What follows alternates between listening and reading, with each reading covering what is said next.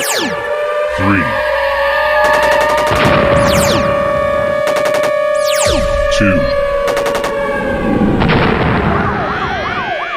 1.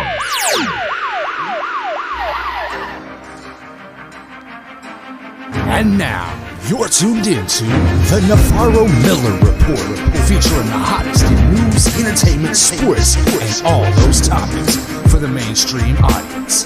The Navarro-Miller Report. Examine your reality. What's up, everyone? Welcome to the Navarro-Miller Report. I'm your host, Dave Navarro. I'm Jeremy Miller. And oh my god, did I just freaking like muff that entire entrance up? I'm like, the Navarro-Miller, you know, that's pretty much how it went when I was talking, you know. That's me though. What can I say? That's how why I roll. they love you. That's how I roll. Anyways, happy Friday to everybody. We're a week away from Thanksgiving, and oh man, I'm ready to eat. I'm ready to go ahead and. But then again, you're a chef. I mean, you're a chef though, Jeremy. So I mean, in essence, you are gonna probably be cooking up a storm, I would imagine.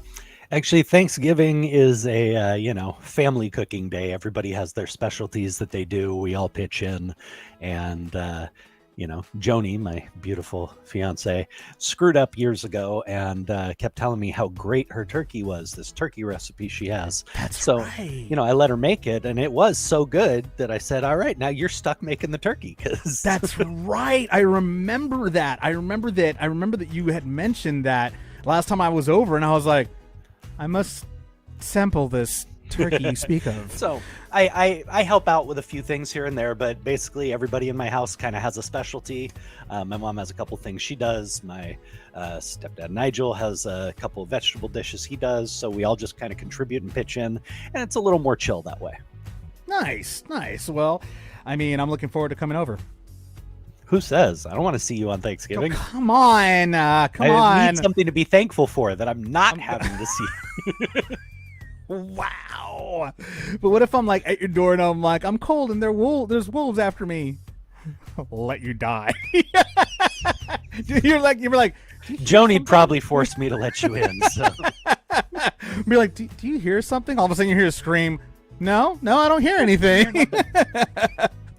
You feel the love, folks. You got to feel the love here and there.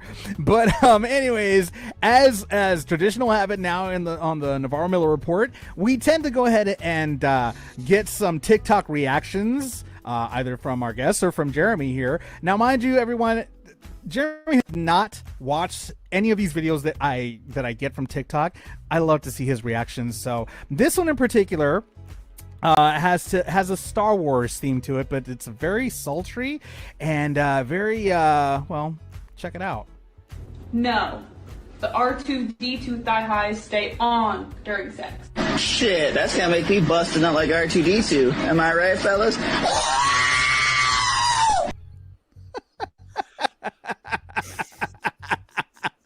Oh dear Lord.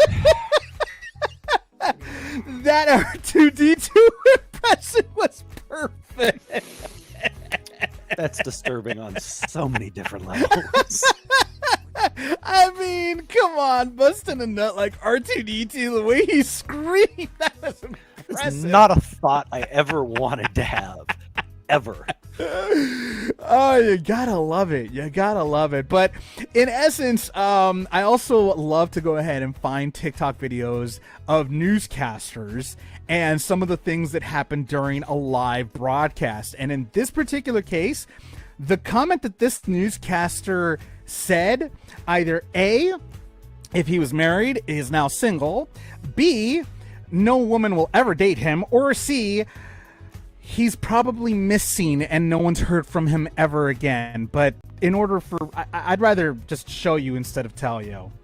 I would question a lot of men out there, quite frankly. Tracy, I can't There's a believe what I reason just that heard women you live say. longer, Mark. Let me tell you. It is because we are stronger Yes. and we are happier at the end of the day than most men. And that is factual, and you know it.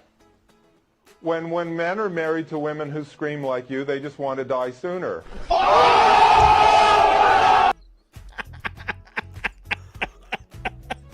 Well, And no one ever heard reminds me from of- him ever again. that reminds me of a very famous Winston Churchill quote. Apparently, a grand lady was arguing with him over a point during World War II. Yeah. And she said, "Sir, if you were my husband, I would poison your tea." And he said, "Madam, if you were my wife, I'd drink it."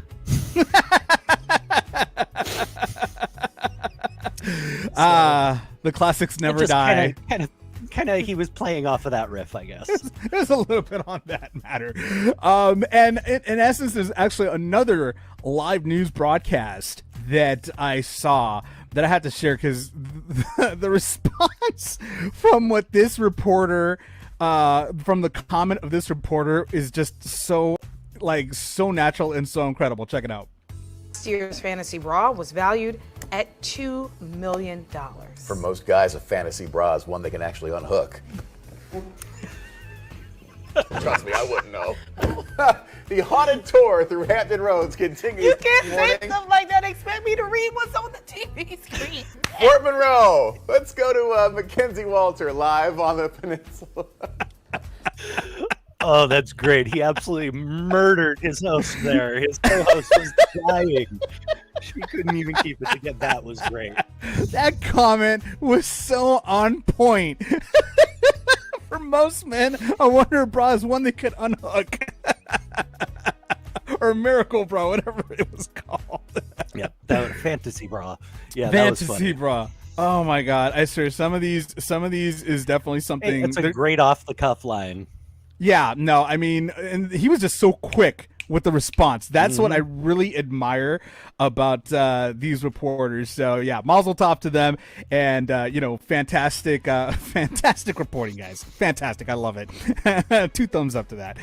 But in going from fun to very unfortunate and very serious news today, something that's actually all over the news right now is the fact of the matter of the not guilty verdict. Jury finds Kyle Rittenhouse not guilty on basically he was being accused of killing 2 people and shooting another during an unrest in Kenosha, Wisconsin last summer. He has been found not guilty on all charges. This is something that is very disturbing and unfortunate, and my 2 cents on this. It's a tragedy that could have been avoided, possibly, not sure.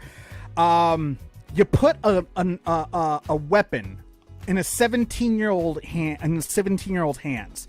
You put him in a very violent situation. Okay, I blame everybody for this situation. The people, the police that saw him with this weapon. I blame the person that was with him when he went out with this weapon. I understand that the mother drove him to this situation with this weapon. Now, the other issue here, the lives that were taken. I saw the video. He was running away from protesters that were coming after him to attack him. One of the protesters actually grabbed the weapon and he discharged it as he was trying to grab this weapon. The thing here is that if I see somebody with a gun, I'm running away from the gun, not towards it. Now, granted, this is a tragedy. This kid should not have even had this weapon in his hand to begin with. But the fact of the matter that he was found not guilty, no type of consequences is unforgivable. The fact of the matter that he was found not guilty is unforgivable, because even though he was 17, he was old enough to know what a weapon does and what a weapon could do to somebody. Now, he should have at least there should have been consequences for this regardless. He should have gone maybe to an institution for the rest of his life. Now this kid's going to walk around practically bragging that, and this is just an assumption, practically bragging that he got away with murder. He got away with murdering 2 people during these protests. This is unquestionably the most controversial and very, very disturbing turn of events over these tragedies. I mean, Jeremy, I know you got some things to say about this. Well, first and foremost, I'd like to say, I wish I could say I'm surprised, but I'm not. For this trial, the blame rests on the judge. This judge was 100% sympathetic to Rittenhouse from the beginning. Every ruling he made cut the prosecution's legs out from under them. I mean, have you ever heard of a murder trial in which the defendant's mental history and unstable mental past was not allowed to be introduced? Do you think that would happen if it was a black guy? Yep. This is a murder trial, and he has a history of unstable mental health, and that was not allowed to be introduced at trial. Really? Are you joking me? The judge threw out the gun charge. He illegally brought an assault rifle over state lines. That's a fucking felony. The judge just dismissed it. No. You can't charge him with that. It's dismissed for no reason. You know, this judge did everything he could to make sure that this little shit went free. I can't blame the jury because they can only deliberate on what they're allowed to and what they're shown. And this judge did everything he could to make sure this privileged white little shit walked free. And truthfully, this kid's going to have a target on his back. I don't condone violence. I am not suggesting people go be violent, but I guarantee you this kid's going to have a target on his back. And God forbid something happened to him. I'm not going to shed a fucking tear for him. You got to be kidding me. I won't shed a tear for him or his family. Agreed. Sorry, it's not happening. You know, this is absolute bullshit. It okays vigilantism. You have a 17-year-old, a fucking immature kid, taking an assault rifle across state lines. He was not defending his home. He's not defending his state, his neighborhood, or anything else. Okay? That is nothing more than vigilantism, and they have now condoned it and said that's okay, long as you're white. Yep. So that's a huge fucking problem. I'm sorry. Whether they should have been running after, I'm not getting into that part of it. He should never have been there with a fucking assault rifle. It is a fucking crime to begin with. He put himself in that situation, but he bears no responsibility. Bullshit. You know, and every fucking jackass right-wing GOP guys out here, justice has been served, bullshit.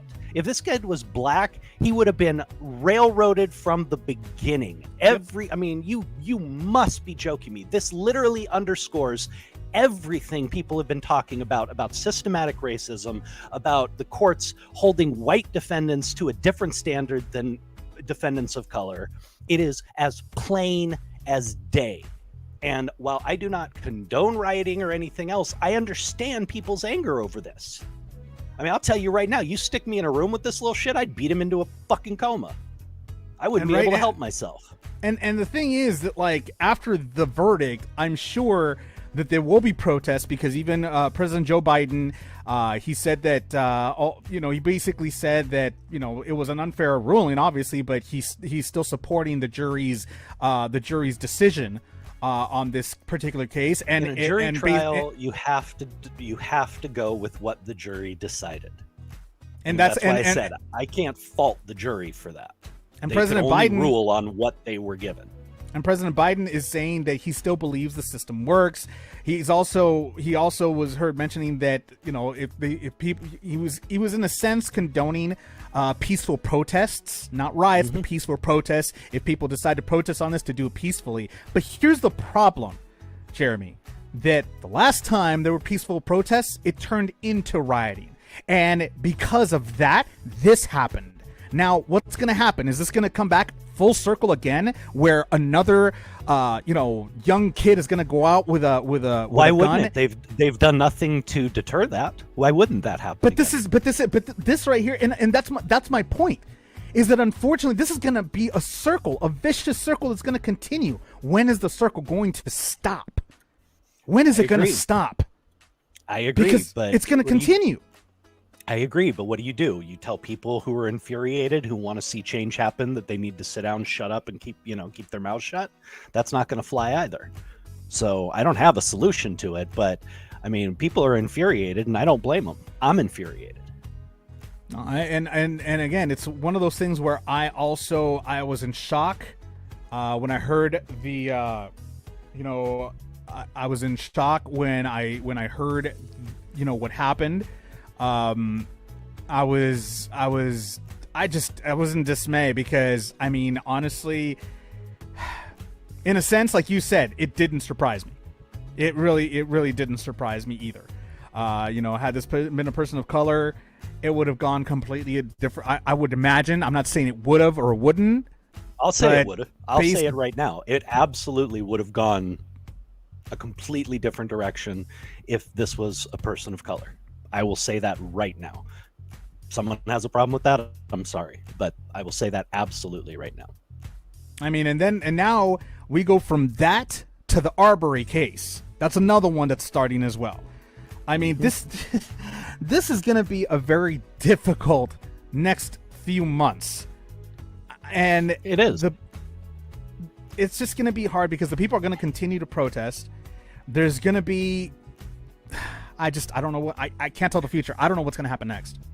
Well, the only good news on that front is they actually got McMichael, or whatever his name is, to admit on the stand that Arbery posed no threat to him, that he didn't attack him until he pointed the shotgun at his chest and he tried to defend himself. They got him to admit that on the stand. So this has been a very different type of trial. I've been following this as well, and I can't say how the jury will come out with it, but this judge, I would say, has held a fair trial.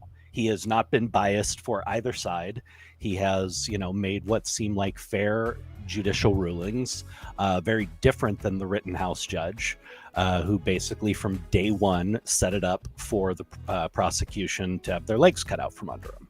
So, it's a very different type of trial. What I'm seeing, it seems like we're getting a full picture with the Arbery trial. Whereas with the Rittenhouse trial, we didn't. The judge put in so many rules. You can't talk about this. You can't bring this up. You can't do this. He can't be charged with this. You can't bring up his mental health. You can't. I mean, no prosecutor could win with the type of restrictions that judge put on. So it's, from what I've followed in the Arbery case, it definitely seems to be a more even-handed trial. Both sides are getting their say, and we'll see where it comes out. But I think it was a very big deal that on the stand, they got him to completely admit that this guy never touched him, never was aggressive, and didn't do anything until he pointed the gun at him, and then Arbery tried to defend himself. That's a big thing to get them to admit to on the stand. So we'll see where it goes. I mean, we can't say what a jury's going to do, what deliberations will hold, but it's a very different trial. If you read about both of these trials, you will see the glaring differences. And now, in the way the judge has, ran the trial. And now, due to the double jeopardy law, Rittenhouse can't even be retried for this. That's the biggest unfortunate turn of events from this, is that he can't even be tried again. I mean, what are the families going to do? What are the families going to do at this point? There's nothing they can do. He has been found no not recourse, guilty. No justice, no nothing. I mean, the only other way that justice can be served is if Rittenhouse, as mentally unstable as I'm assuming he may be, we don't know, because again, the judge didn't allow that to be put out there. But if he is, he's going to go ahead and do it again. He may go ahead and do it again. And if he does, maybe this time they might catch him red-handed and he has nowhere else to go. I mean, who knows, man? I honestly, I hope justice finds him in any way it can. Again, I am not advocating somebody go out and do something stupid, but I hope that, karma, whatever, I hope his life is pretty much as destroyed as the lives he destroyed. And there's just no other way around it, man. I mean, this right here, man, it goes back a few years ago to the other case where the young kid was shot, and killed by the gentleman, the case that happened. You're talking about the one in Florida with the stand your ground law. Yes. I mean, that's another one. It just goes back to that. It has been very clear. The courts, the politicians, everybody have made it very clear. If you're an entitled white man with a gun, feel free to shoot a black guy. You're not going to jail. I mean, that's basically the message they've sent. It's as long as you can, make a case for some bullshit racism that, oh, I felt afraid for my life because there's a black guy in front and of me. shed crocodile tears. Yeah, bullshit. They've absolutely okayed this bullshit. And it's ridiculous. I'm sorry. It's absolutely ridiculous that we as a country have gotten to this point where we are so divided that you are looking at a murderer and being happy he got off because, oh yeah, your politicians told you he's a good guy. Are you effing joking me seriously? There isn't a single politician in this world who's worth a damn. And that goes for the left as well. You've sold your soul so many times before you ever get to high office. You don't have a bit of credibility left. And we're letting these people tell us how we should feel about each other. Really? These are the people you're going to trust. It makes no effing sense to me, man. It's an unfortunate fact that we're living in right now, Jeremy. A very unfortunate fact.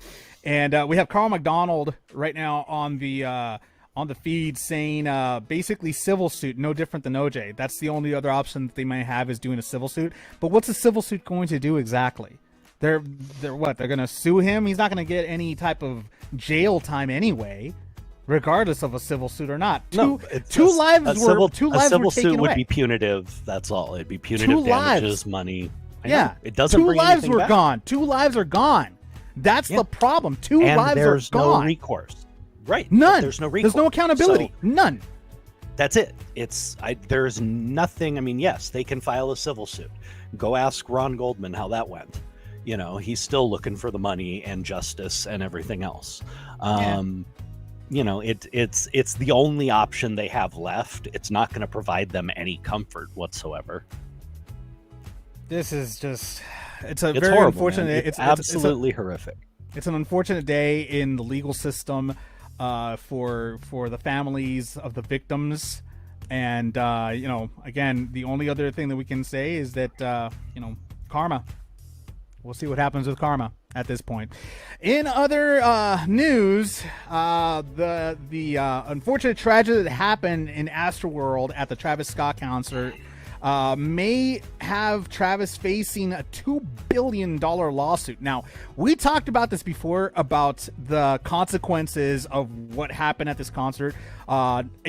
Before it was 8 lives that were lost. Now it went up to 9 lives. There was a woman that was actually in a comatose state. She actually ended up passing away a few days later after she was hospitalized because of the concert. Now, there's a lot of stuff that's going on right now. Travis's attorney, according to TMZ, Edwin F. McPherson, tells TMZ, quote, "There has been multiple finger pointing, much of which has been by city officials who have sent inconsistent messages and have backtracked from original statements. Houston Police Chief Troy Finner was quoted in the New York Times as saying, 'You cannot just close when you got 50,000 and over 50,000 individuals. We have to worry about riots when you have a group that's that young.'" The attorney goes on to say, yet just a short time later, Chief Finner states the responsibility to stop the show falls on Travis. He adds on to this and says, "It was reported that the operations plan designated that only the festival director and executive producers have authority to stop the show, neither of which is part of Travis's crew. This also runs afoul of HPD's own previous actions when it shut down the power and sound at this very festival when the performance ran over 5 minutes back in 2019. So there's the attorney is definitely looking out for Travis Scott, and he's doing what he's supposed to do. He's trying to shift blame. But at the end of the day, I mean, as we spoke about this before, Travis did, hear them tell him to stop, and he continued. That's a problem. That's going to be a big problem. The attorney's trying to shift blame over to the executive producer, saying that this isn't Travis's problem to stop the show. It's the producers and the people that are throwing the concert to go ahead and stop the show. I see fault on everybody. Exactly. There's shared blame all around. But if they have actual video and can prove that Travis was told what was going on, that people were dying, that, and he just said, F it, I don't care. That's going to be, that's provable negligence. So yes, there is responsibility all the way around. I never said it was all on him. But as a performer, if you see people fucking dying in front of you, drop the damn mic. It's that simple. Stop performing.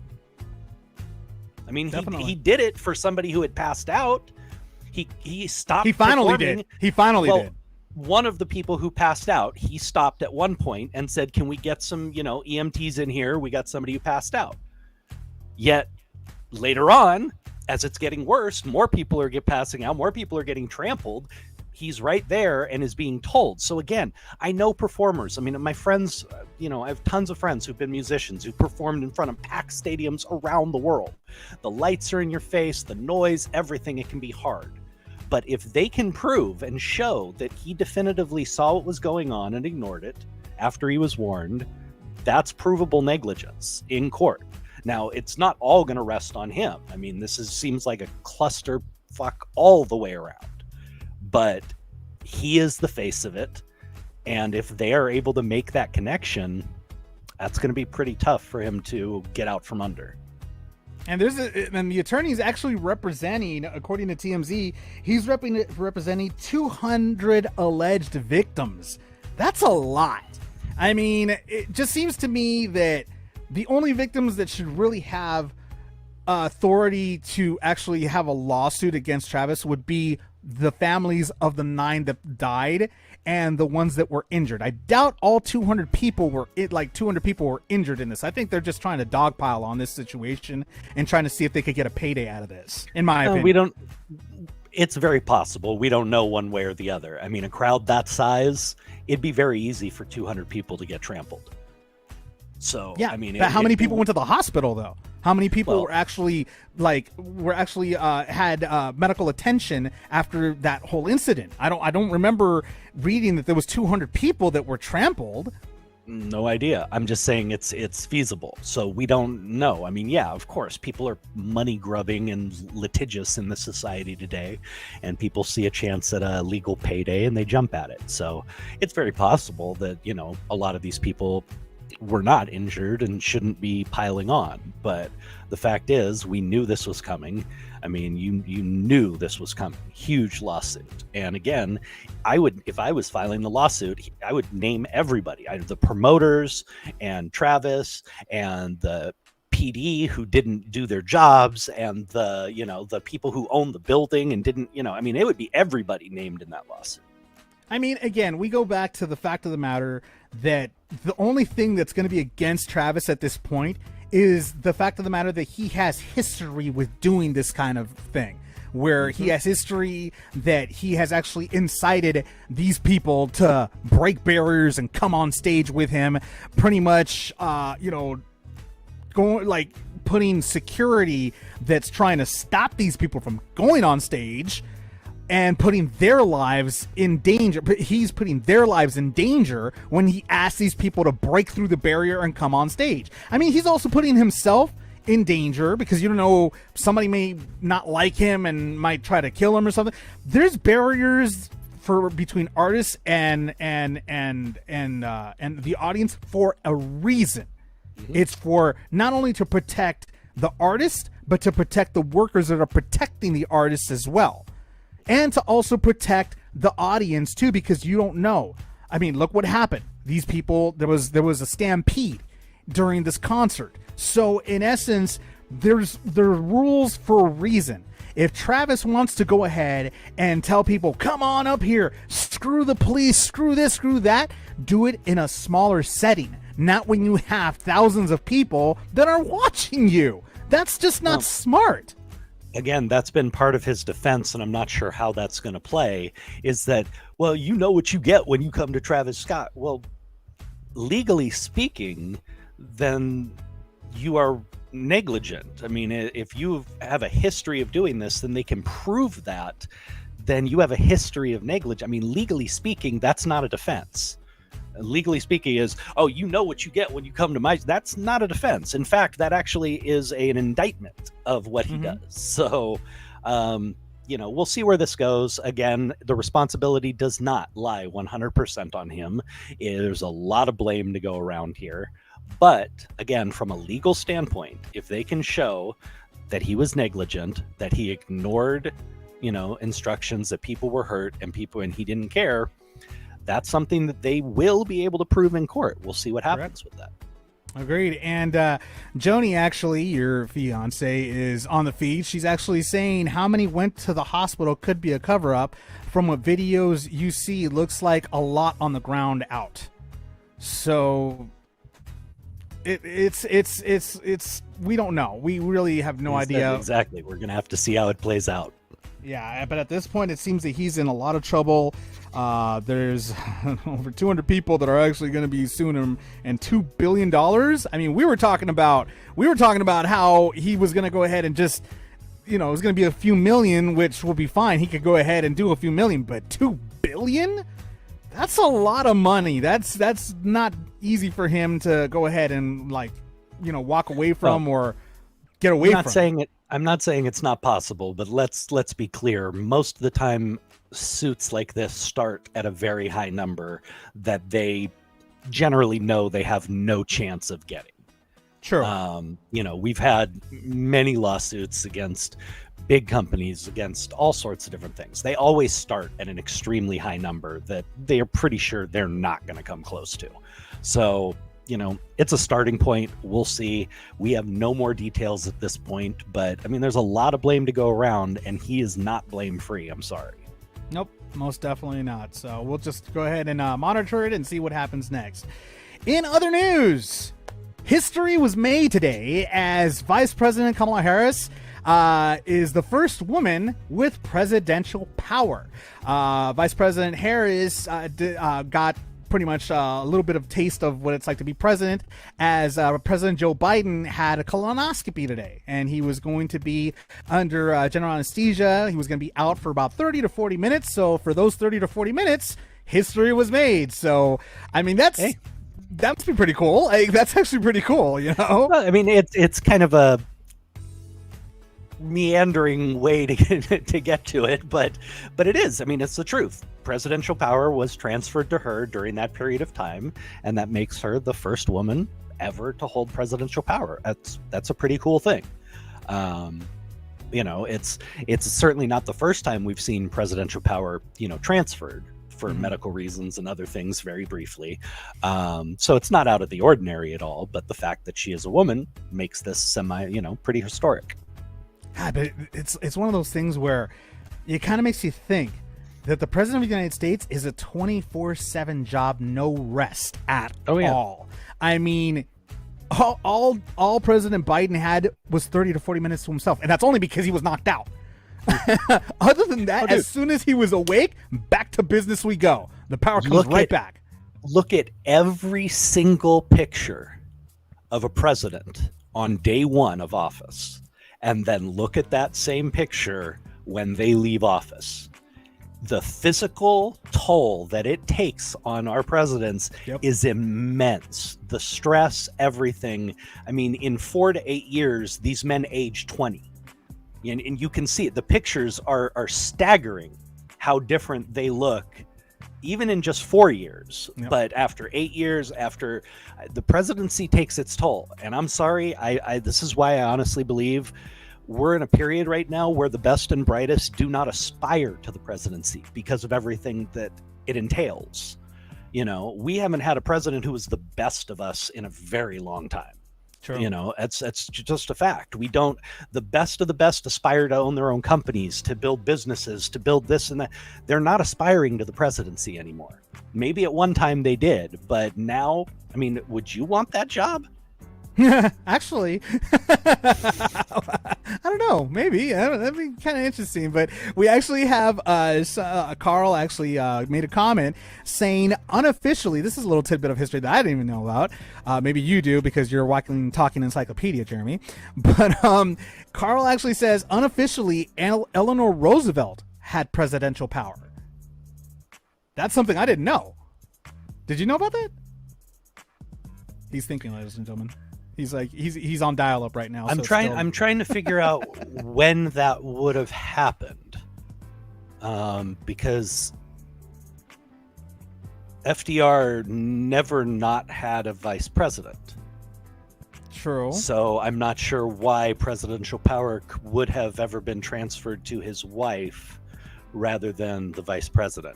I'm not saying it's wrong. I just don't recall hearing that, and I'm not sure how that would happen, considering FDR always had a vice president. Well, Carl, if you could find out how that happened or why that happened, very interested. I'd love to know myself, actually, because that's a very interesting tidbit of information that you just shared with us. So, but other than that, I mean, again, there was definitely history that was made, because, I mean, regardless, if Eleanor was the first woman to have presidential power, I cannot speak today. If she was the first person to have presidential power as a woman, Kamala Harris made history because she was the first ethnic woman to have presidential power. It still makes a difference, and it's still history. It's a big deal. Made It is. It's historic. It may be brief, and personally, it's just how I feel. I don't see her, with her popularity and everything plummeting the way it has been. It's probably the only taste of the presidency she's going to see. Oh yeah. I'm not being mean. It just, her popularity has gone, just right down the tube. There are reasons why for that. I'm not saying that. I'm just saying they have, and while it is historic and it's a big deal, that's probably going to be the only, as close as she gets to it. So yeah, I agree with that. Carl also says he commented saying she was always credited for making decisions on his behalf. That is why I said unofficial. So that's why he said it was unofficial, because she made decisions on his behalf. Kind of like Nancy the last few years when Ron was losing it. Well, kind of like pretty much every marriage. Well, we know that. Men haven't worn the pants in the marriage in a very long time. That is very true, my friend. That is very true. But definitely, again, history was definitely made today. So props to Vice President Harris. But of course, President Biden is back, and hopefully everything went well with his colonoscopy. Must have not been very pleasing to the president, but he was out for it, thankfully. Yeah, no kidding. Otherwise, man, that would have been very sore. It would have been a very sore subject. I've been through it. Thankfully, I was unconscious as well, so I couldn't tell you. In other news, we actually that's the wrong news. We a lot of technical difficulties today, ladies and gentlemen. But we are in other news involving The Simpsons. Now, The Simpsons has been going on for freaking years. I mean, they're going on their 500th, 700th episode, something like that. I don't know. They're well into 30 plus seasons. I mean, it's insane. This is one of the longest running animated series that has ever been around in the history of animated series, and with good reason. I mean, it's freaking it's a freaking hilarious show. And as it stands, people have been wondering whether or not the show will end, and if it does end, how would it end? Actually, it's going on the 700th episode so far, milestone. So they went ahead and they asked one of the showrunners for The Simpsons, and on Yahoo, I read, it said, quote, "It may be impossible to imagine a world without The Simpsons, but Al Jean has tried anyway." The long-serving showrunner of Fox's even longer-running animated hit recently revealed to the UK outlet Radio Times how the Simpsons family might ride off into the sunset should that day ever come to pass. Now, he basically said that it would come full circle. I mean, if we remember how the show began, it started with a Christmas special. It started with, it started in the Tracy Ullman Show, but then it grew a life of its own with the first episode that was called Simpsons Roasting on an Open Fire, that aired in 1989. God, that was a long time ago. So he went ahead and he said, Gene said, quote, "I mentioned that there would be an ending where the last episode, they'd be going back to the Christmas pageant from the first episode. So that the whole series was a continuous loop. That's how I would end it if I had to." That's an interesting way to end it, though. I mean, it's interesting. I'm not sure it. I don't know, Jeremy. I mean, to end a show, You would need, going for back me, to the you would beginning- need much more story behind that. There would have to be some, just having them back at the talent show is not a closure ending. That's not, to me, that doesn't end things well or tie up any loose ends. So it would depend what story they introduced and built upon to get them to that point. I mean, after all the adventures that they went through, after all the special guests that have been on, I would think that The Simpsons would end with a huge bang. And maybe like an atomic bang. With just like destroy he does everything work and at everything. the power plant. That's what I'm saying. Homer kills everybody, including himself in the end. Yeah, I doubt they'd go down that path, but Art Twisted sense of humor wouldn't mind it. Yeah, we really wouldn't, would we? But I mean, it's an interesting idea he has, and I like the idea of coming full circle. But Yeah. I mean, they would need a lot more story and background to get them to that point to make it work as an ending, in my opinion. Most definitely. I mean, but seriously, I cannot imagine The Simpsons ending ever in my lifetime or my grandchildren's lifetime at this point. I mean, it's been around for, forever. I mean, I remember working on Growing Pains and us actually coming in on the set to talk about, this week's episode of Simpsons when it had just started. I mean, that's how enthralled people were with it. But I will admit, I lost my taste for it after around season 13 or 14 and haven't really paid attention or watched much. So it would be weird not to have them on just because they've been such a constant. But for me, I wouldn't, I wouldn't miss it. I kind of lost interest after about season 13 or 14. Yeah, it kind of tends to but here's the thing is that they find new material every single time. You can't they cannot stop finding material because, well, look at the world we live in. It writes itself. Seriously. And there's even suspicion that maybe some of these writers are from the future because there's a lot of stuff that they said years before it happened, like Trump becoming president. That's something that they wrote years beforehand, and it's eerie. The fact of the matter that it actually happened. Coincidence? I think not. But it's just so strange, man. But right now, as it stands, Gene's saying that they're going into their 700th season, and 700th episode. 700th episode. It'll be 700th season to watch. And they want to make it to that milestone 1,000, which is 12 more seasons. That's pretty much, they're looking at 12 more seasons to make it to 1,000. Could that happen? According to him, it seems that it might. It might just actually go 12 more seasons and beyond. So we'll just have more power to him. Dude, no kidding. We'll just have to wait and see what happens. But we're coming up on sports, and the sports report is brought to you by Balance 7 Supplements. Basically, I mean, this supplement is absolutely amazing, and when it comes to alkaline, this is the best supplement to go with. Acid is the #1 cause of infectious diseases. When your body accumulates acid, it's like adding gasoline to a fire. It increases the risk of disease dramatically. Balance 7 has pH Balance 11 plus, the only concentrate alkaline on the market. Go to www.balance7.com and enter code AL for free shipping and savings. So make sure you guys go ahead and check that out.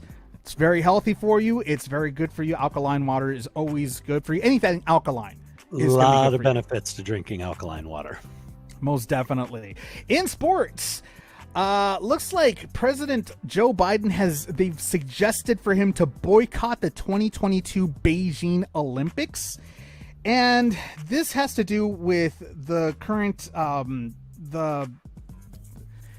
it has a lot to do with China's human rights and the abuse of China's human rights. It's very political. It's a very political reason why they want to go ahead and cancel, or they want to go. They're suggesting him to boycott the 22 Beijing Olympics. By boycotting, they basically are saying the U.S. will not participate, nor will their sponsors. That's a big economic blow to Beijing. I mean, not that they really need it. I mean, they're pretty well off as it is, but still, having, being, standing up for human rights and standing up for what they believe in is something that the United States tends to be prideful of. But at the end of the day, it was a suggestion. It's still not known whether or not President Biden will boycott the Olympics. It would be a first. As far as I know, it would be a first. It's not the first time for me. Like I said, as far as I know, it'd be the first time the United States boycotted something like this and didn't participate in the Olympics. No, I believe we boycotted one of the Winter Olympics. I want to say back in the 60s or 70s, and then Russia had retaliated by not showing up for the 1984 games or something, or the 80 games. It was a tit for tat and a back and forth with not showing up between us and the USSR at one point. So it has happened before. It's a political statement. Like you said, that's all it is. It does create an economic impact, but in the long run, is it going to do or change anything? We're talking about a very, very secretive country who's very open in a lot of ways, but the stuff they don't want you to know about or don't want you to see, you're not going to see it. You've been there? I've been there. And again, you're not going to see anything. I mean, I love getting to go to China. All the places I've gone, the people are wonderful. There is, when you're there on the ground, there's none of this animosity or hate for the US or anything else. They love us. It's not like that. It's not like the pundits and the politicians want to tell you is, all the Chinese are out to get us and they all hate us. And no, they don't. They love us. I have a great time when I'm in Shanghai. I've been to Beijing. I've been all around the country, and you're not going to see anything they don't want you to see. It is that simple. Things are very closed off. I've always had, hosts and guests and escorts while I'm there. So they certainly are making sure I only see what they want me to see. That's just kind of the way it is. So yes, they can make a statement with this, but is it going to pressure China to actually change anything? They haven't even acknowledged the work camps and the, re-education camps and stuff that they claim are just schools for the Uyghur people. So, they won't even acknowledge they exist. So how much pressure, how much damage do you think this is going to do? How much change are you really going to create by doing this? Now, does it need to be done? Maybe.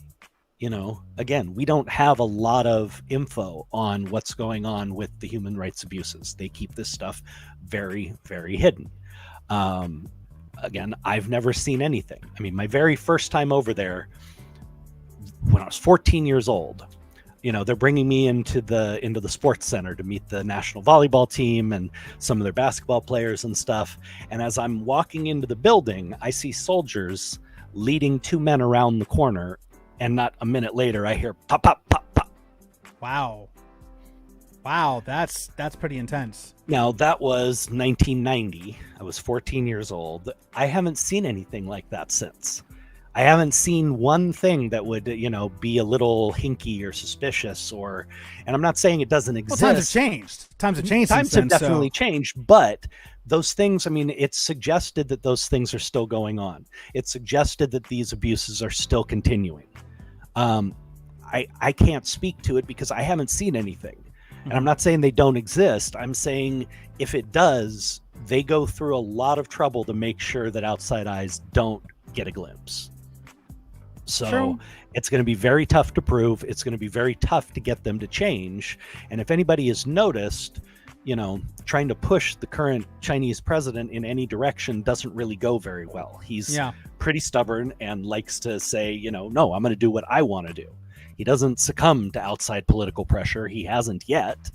And so I'm just not sure what it'll accomplish besides just making a statement. And if he ever decided to go ahead and accept whatever, I mean, to them, it would seem like a sign of weakness that they can be pushed around. And that's something that they're not going to go ahead and allow at all, ever. I mean, I don't think any president would, regardless of what country you're from. If you go ahead and succumb to whatever, another country is trying to tell you what to do, they're going to be like, no, you're not from here. You don't know how things work here, so you can't tell me how to run my country. You run yours, I'll run mine my way. So, I mean, in a sense, that's kind of the other thing too. It's going to be pushback from the president of China saying, no. I mean, Exactly. you want to It's leave? just Go ahead, natural. go for it. Yeah, it's just natural that that's going to happen. It's like a that. natural reaction. There's automatically going to be a pushback. There's automatically a pride thing. You know, China is a very proud nation, and they're very proud of their leaders. And you know, he couldn't lose face like that. So it's a difficult situation. I'm not saying the statement doesn't need to be made, but I don't see it resulting in any great change. And here's a comment that Carl also said, which actually makes a lot of sense. He said, we need to stop using our athletes as political pawns. On an individual level, athletes should choose whether or not to protest, not the government. I mean, that is absolutely dead on there, Carl. I have friends who are Olympians, former Olympians, and it should be a personal choice for them to spend your entire life training for one thing, giving everything you have for this one moment, only to have a politician tell you because he thinks something is wrong, you can't go and compete. That's a problem for me. I mean, if you as an athlete feel that strongly about it, make the choice and don't go. That should be up to you. I agree wholeheartedly. But in essence, in the flip to that, you also have to look at it this way. They represent an entire country, not themselves, not individuals like themselves. They're representing a country. So who is in charge of that country? Government officials. So therefore, Again, they can't. All they're doing is making them political pawns. Yeah. I mean, all they're doing is make it. It's ridiculous. It's not fair to the athletes who have dedicated every bit of their lives. They have no lives. They have no lives. I mean, every bit of their lives. You know, I mean, my good buddy Jonathan Horton, is Olympic silver medalist in gymnastics, team bronze medalist, former team captain. You know, this poor guy can't eat anything when he's in training. He has torn both his shoulders out and totally shredded most of his joints, dedicating himself to doing gymnastics. You know, the pain he put his body through, the deprivation to get to that point, only to have a politician say, oh yeah, you can't compete. It's not right. I've never felt it is. And I do feel it should be up to the athletes. If they want to give their spot to someone else and say, I don't want to do this, I don't believe in what this country stands for, and I'm not going to go there, I think I would support an athlete completely in doing that. But it is incredibly unfair for the government to use them as pawns and basically flush years and years of dedication and training for their own political gains. And what sucks is that because they are representing an entire country, it's not like they could choose to go by themselves and you know, be independently represented like themselves, or independently represent their city, state, whatever. No, it's an entire country, so it's like they group them all together. So it's like, okay, if we decide you're not going, you're not going. It's very, very rare. Only people who have dual citizenship have been able to get out of that and compete for another country, and that's an incredibly rare thing to happen. So, I mean, would you think this would be a selfish act for them to go ahead and say, well, because we don't believe in their policies, we have an issue with their alleged human trafficking or human rights and everything, we're not going to let you go? I mean, is that selfish? Is that a selfish? I mean, would that be a selfish act? I think it's selfish if it's just a political statement. If they're not going to do anything about it, if they're not going to follow it up, if they're not going to investigate and do sanctions and do things that might make meaningful change, then yes, I do believe it is selfish, because it's nothing more than a political stunt to make themselves look good. So in that case, it would be selfish. Now, if they're going to follow it up and actually do something and try and make change, then, maybe they have their principles in the right order. Which we all know that's probably not going to happen. They're probably going to go ahead and say, oh yeah, no, we'll investigate that. About 5 years later, we'll investigate that. Another 5 years, yeah, we'll investigate that. It's always the same exact story. Like I said, either side, left, right, center, I don't care. Everybody, it's a political game, and they're just trying to make themselves look good to their constituents. And using athletes for that purpose is selfish, yes.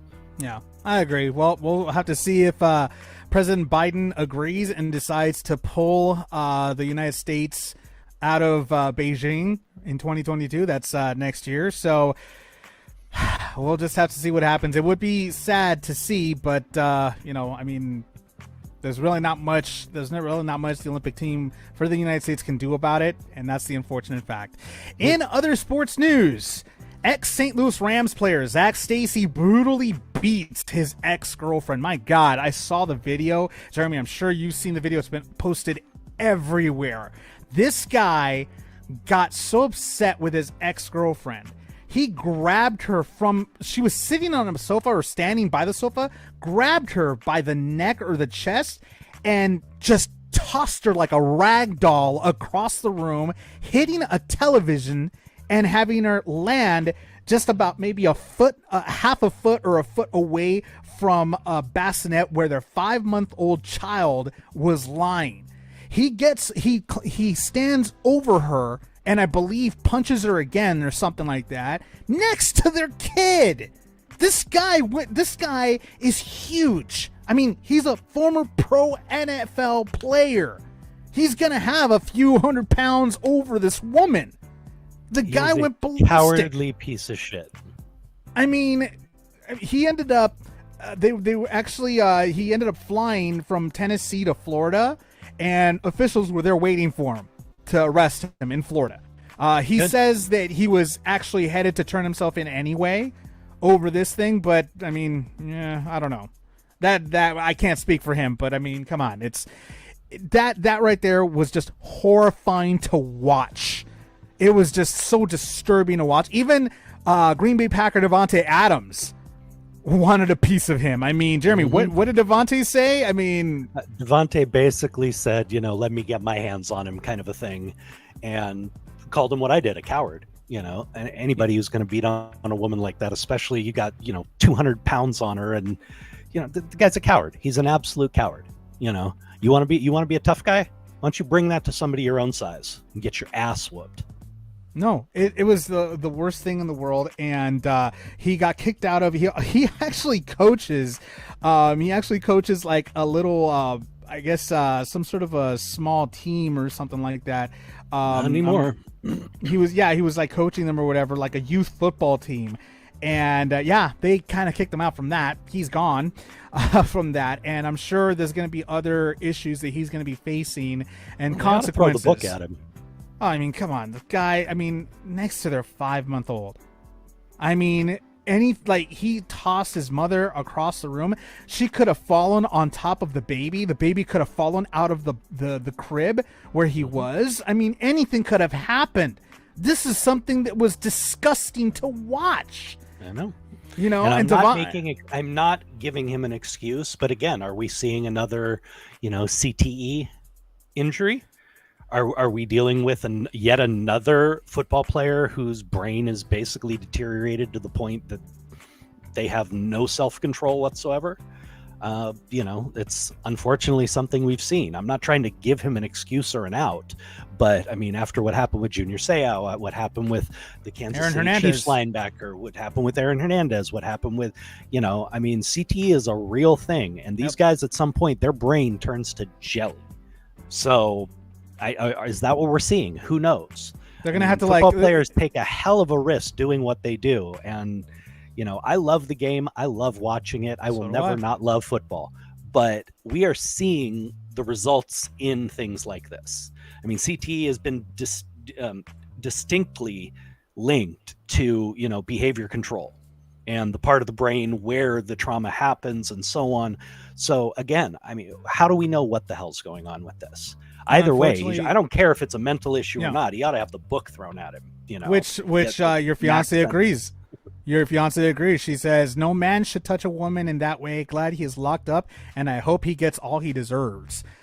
You and many other people agree with that, Joni. I myself included as well. I mean, there's just a limit, and CTE. The other issue with CTE is that, unfortunately, as time progresses, Muhammad Ali had that. It just gets worse and worse. He got Parkinson's disease. There's a lot of long-term effects. Alzheimer's, I believe, has been in connection with CTE as well. There's a lot of stuff that happens to these athletes that their brain starts, just like you said, turning to jelly.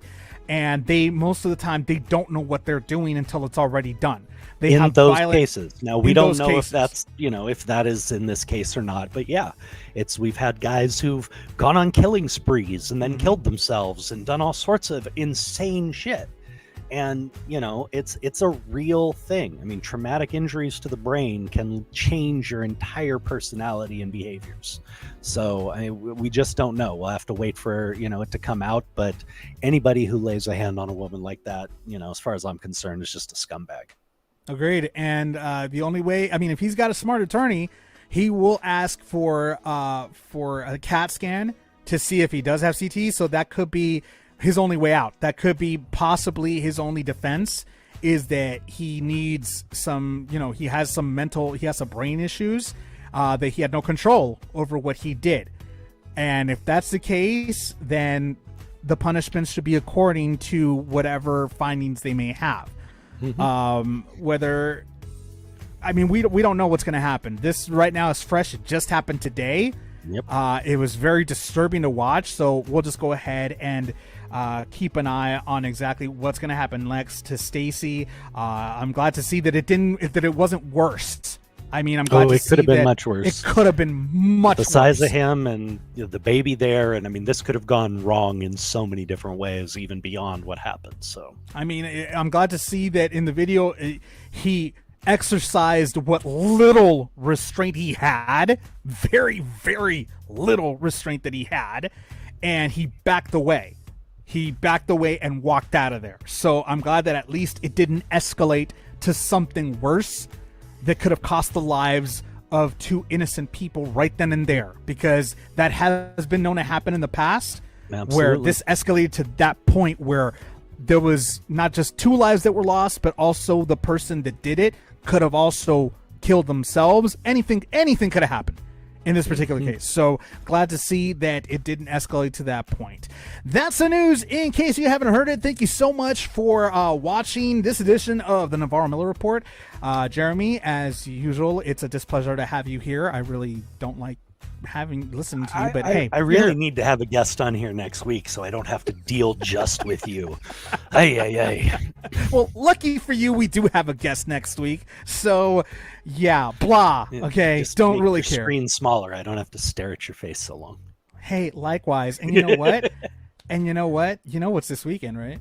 Oh, I know. It's SC and Jackson Dart running all over a pathetic UCLA team. Oh, it's the bell coming back to UCLA and you losing the bet. And you losing the bet. Not this time, buddy.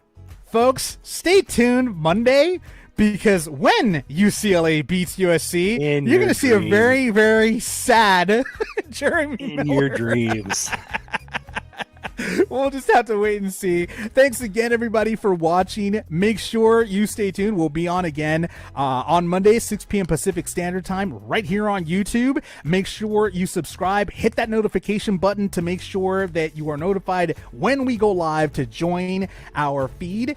And remember to have a happy and safe weekend. We will definitely see you again Monday as usual. Have a great weekend, guys.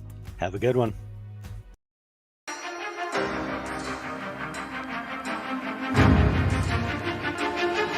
You have been listening to the Navarro-Miller Report.